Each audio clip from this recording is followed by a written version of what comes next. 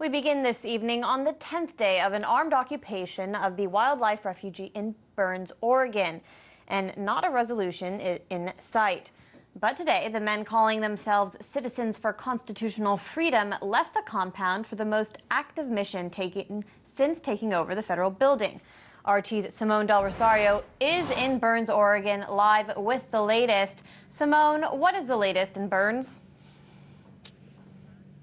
Hi, Anya. Well, after 9 days of relative routine here outside of the Mailer National Wildlife Refuge, the men calling themselves Citizens for Constitutional Freedom escalated their actions a little bit in regards to grazing rights that they've been talking about here outside of Burns, Oregon. Today, they walked up for their normal 11 a.m. presser where the media was gathered waiting to hear what they had to say.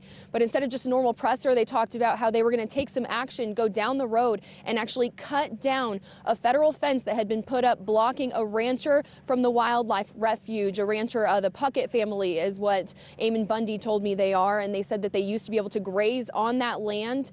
And about a year ago, a fence was put up. We were at the scene. It's about a 30-minute drive from where we are standing right here outside of the refuge. We went to the ranch as they cut down the fence. I want you to take a listen to my interview with Ammon Bundy on the topic. So, some ranchers in the area, we met with them last week. They were very concerned about what they were going to do when the snow melted, because the majority part of their range has been fenced off by the Fish and Wildlife Service. And it diminished their ranch to the point where it wasn't worth much, and they needed to, they didn't know what they were going to do. And so we felt our purpose being here is to assist the ranchers, to get them back to claiming their rights and using them again. And so we came up here under the direction of the rancher, meaning where he would want to do it. We're standing on his private property here, and we opened up the fence so that the cattle can go back into the grazing land in which they purchased and have established a beneficial use. One thing to remember or to note is that the ranchers before them that they bought it from ranched and grazed on this area, the ranchers before them, and so this land has always been available and part of this ranch, and then it was cut off. Why would it have been cut off from these guys? I do not know, but there's a lot of questions and a lot of actions that the Fish and Wildlife Service and the refuge has done, I mean, over and over again. And tomorrow we're going to be doing a similar act with some other ranchers over here in helping them and assisting them to get back on their feet, because they're to the point where they're almost completely broke because of the actions of government. So what are we going to be doing tomorrow? We'll get you more information. There's still a lot to be worked out. But we're not going to be cutting down any more fences, or are we? No, first of all, we're just going to go over and see what these people need. We understand that they're destitute to the point where they don't have power in their facility, heat, and we're going to go over and see what we can do to help them. And then we'll inform you of the details, but we want to be fair to them and their privacy. Any concern here with the legality of cutting down federal property? Anything they do at this point brings up the constitutional argument that they did not have the right to put this fence in the first place.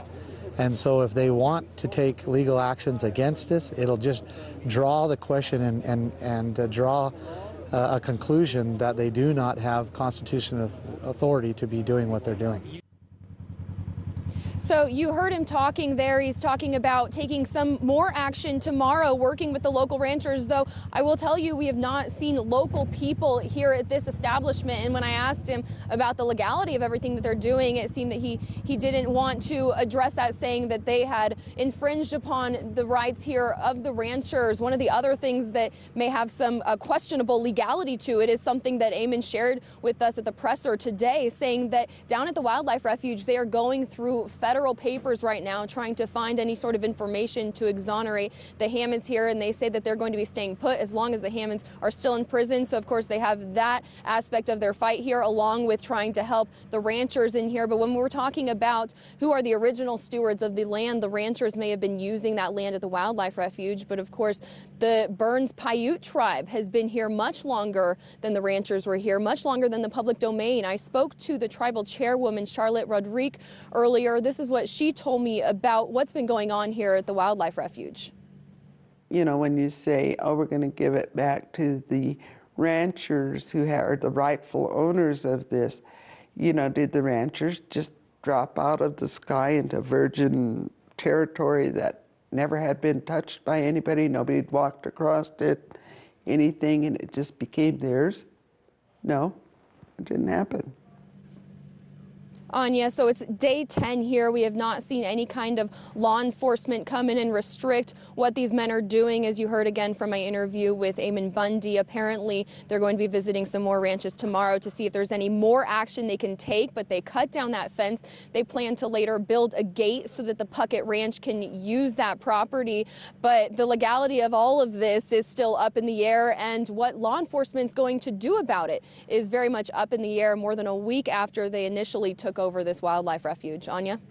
It's all very interesting indeed, Simone, and of course fascinating to talk about who has rights to the land. It seems as though that conversation is not complete without hearing from the indigenous tribes who have been there for so long. So thank you for sharing that with us.